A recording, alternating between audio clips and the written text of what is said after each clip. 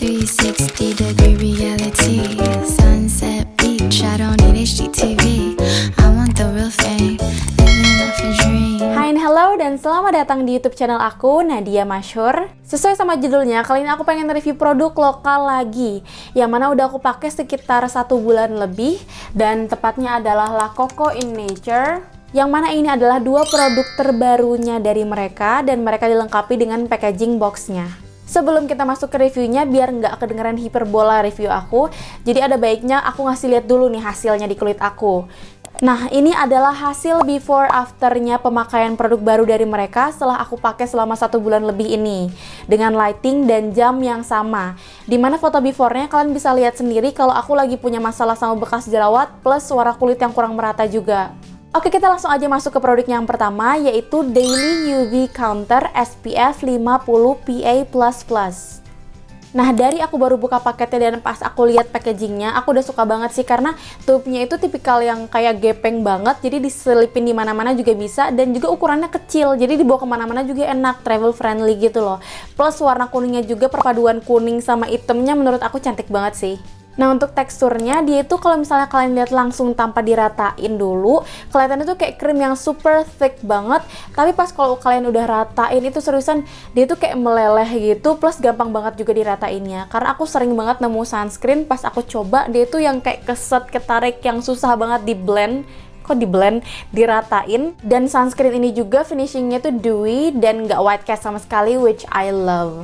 Nah, yang aku suka dari sunscreen ini, dia tuh nggak ninggalin white cast sama sekali. Kalian tahu kan kalau misalnya kalian abis pakai sunscreen, terus kadang apa sih muka kalian kayak putih-putih gitu, itu tuh white cast. Karena sunscreen ini nggak white cast sama sekali, jadi enak sih menurut aku kalau dibawa buru-buru. Misalnya aku harus buru-buru ke kampus atau mau reapply abis sholat, itu tuh kayak tinggal totol di wajah, dia langsung gosok-gosok, udah beres, nggak perlu nunggu lagi gitu. Nah, yang kedua, aku juga suka sama finishingnya yang dewy. Soalnya dewy itu nggak yang banjir, basah, berminyak, nggak yang kayak gitu. Itu yang basah tapi lebih natural gitu loh. Dan dengan hasil yang dewy, aku kira dia bakal bikin muka aku kerasa ada sesuatu gitu di atasnya. Karena aku pernah coba sunscreen yang aku biarin selama 1, 2, 3 menit, itu tuh masih kerasa gitu ada sesuatu di atas muka aku. Tapi sunscreen ini setelah 1-2 menit, itu tuh kayak meresap aja gitu. Kayak aku nggak pakai apa-apa, nggak heavy sama sekali. Dan aku suka banget. Nah, yang ketiga, ini tuh yang paling aku suka banget.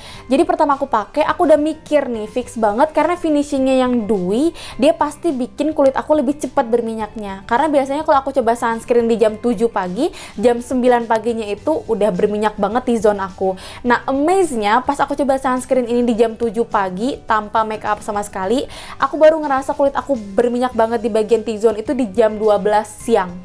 Bayangin jam 12 siang baru kerasa. Aku udah sampai seuzon nih, aku mikir ini kayaknya ada silikonnya deh di dalam sunscreennya. Pas aku ke websitenya dan aku cek, gak ada silikonnya sama sekali. Jadi aku kayak, nah, yang terakhir yang aku suka banget juga, sunscreen ini tuh non-comedogenic. Mungkin karena dalamnya itu nggak ada silikon atau nggak kandungan-kandungan yang clogging pores. Jadi buat para pemilik pori-pori yang besar seperti saya, mungkin cocok banget buat pakai ini. Karena aku pribadi suka nggak cocok sih kalau misalnya pakai sunscreen ataupun makeup yang ada kandungan silikonnya. Kalau nggak jerawat ya udah komedo 2 itu aja terus. Oke, itu semua kan nilai plusnya. Ada nggak sih minusnya? Jawabannya adalah ada. Jadi pas aku baca ingredient listnya, di bagian komposisi tengah ke bawah itu tuh ada 3 kandungan ester. Dimana kalau kalian udah nonton video aku yang pertama, kalian pasti paham kenapa aku nggak cocok sama kandungan ini. Jadi setelah aku pakai sunscreen ini, aku tuh ngalamin ada tiny bumps di bagian ujung-ujung jidat aku, walaupun aku double cleansing.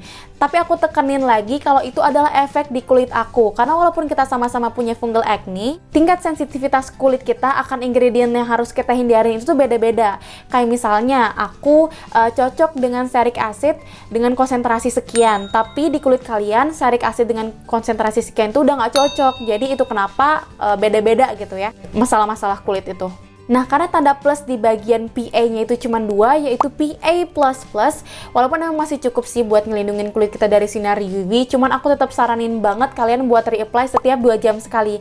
Karena percuma kalau misalnya kalian beli sunscreen yang mahal sekalipun, tapi kalian cuman pakainya kayak sebagai moisturizer yang di awal doang, dan nggak pernah reapply, itu percuma banget.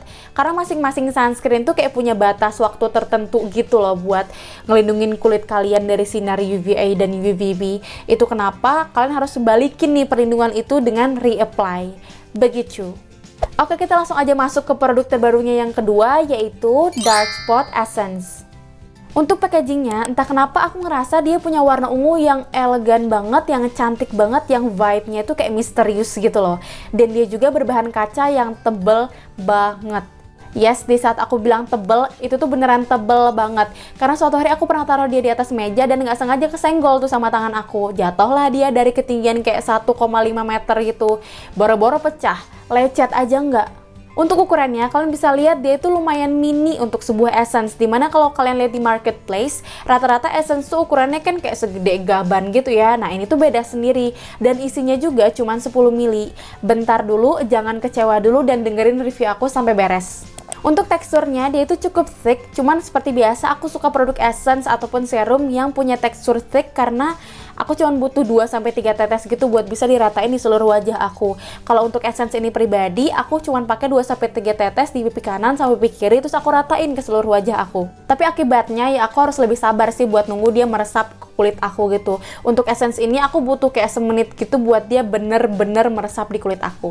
Oh ya, pas aku baca kandungannya, ternyata dalamnya itu mirip sama kandungan exfoliator, dimana dalamnya itu ada AHA yaitu 5% glycolic acid, kemudian ada BHA yaitu 1% salicylic acid, lalu ada PHA yaitu 2% gluconolactone, dan digabung juga sama tranexamic acid, plus ada niacinamide-nya juga. Jadi aku mikir ini kayaknya produk yang oke banget buat mencerahkan kulit.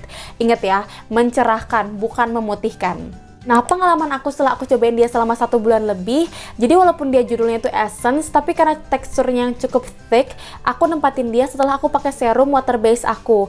Nah, di hari pertama pas aku cobain dia, aku ngerasa di kulit aku tuh cekat-cekit, tapi di beberapa spot doang, kayak di hidung, di pipi. Tapi aku mikir kalau emang ternyata gak cocok, harusnya di semua bagian dong cekat-cekitnya. Tapi ini tuh cuma di beberapa spot, jadi aku mutusin buat tetap lanjut. Dan bener, di hari ketiga, keempat, itu tuh gak cekat-cekit sama sekali.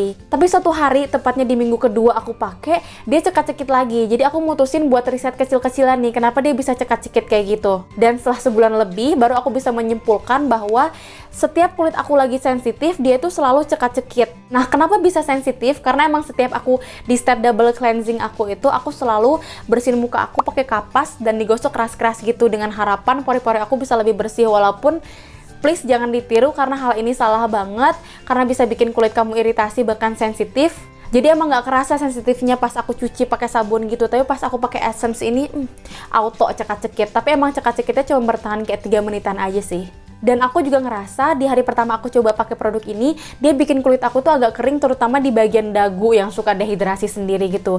Jadi aku kayak akalin, aku pakai hydrating toner dulu, baru aku pakai hyaluronic acid, aku pakai essence ini, baru aku tutup lagi pakai pelembab aku. Dan emang besoknya hasilnya juga jadi lebih bagus sih, plump tanpa kering sama sekali. Tapi aku saranin kalau kalian punya kulit yang kering gitu, kalian cobain pakainya itu selang-seling gitu. Kayak hari ini pakai, besoknya enggak, biar nggak terlalu keras gitu di kulit. Kalau aku pribadi, emang aku pakai hydrating toner dulu, baru aku pakai serum hyaluronic biar benar-benar ngelembapin, baru aku pakai essence. Terus aku tutup lagi pakai pelembab yang emang ada hyaluronic acidnya juga, jadi benar-benar ngelembapin. Pokoknya kunci dari kalau kalian mau cobain produk ini itu, hidrasinya itu harus oke dulu. Oh ya, kalau kalian mikir ini tuh gila sih essence doang 10 mili, kayaknya seminggu juga habis kali. Jawabannya adalah enggak. Karena aku sendiri juga mikir pas aku baru lihat isinya segitu, aku udah mikir ini sebulan kayaknya nggak bakal cukup deh. Tapi ternyata salah, karena kalian bisa lihat sendiri, sisa produknya setelah aku pakai 1 bulan penuh tanpa pernah skip 1 hari pun, dan aku selalu pakai kayak pipi kanan, pipi kiri, terus aku ratain dan itu masih kebanyakan. Jadi suka aku tarik ke leher dan nyisanya itu masih sebanyak ini. Jadi tebakan aku kayaknya dia itu bisa awet sampai sekitar 2 bulan lebih. Pokoknya untuk produk yang ini aku nggak pengen ngomong panjang lebar lagi karena aku puas banget sama hasilnya, dan aku bakal biarin foto before after aku yang bicara biar kalian juga bisa lihat lebih jelas hasilnya di kulit aku. Nah, jadi tadi itu adalah review produk La Coco dari aku. Kalau kalian tertarik buat coba produk ini, kalian bisa langsung cek link pembeliannya di description box aku. Thank you so much for watching and I'll see you next time. Dah.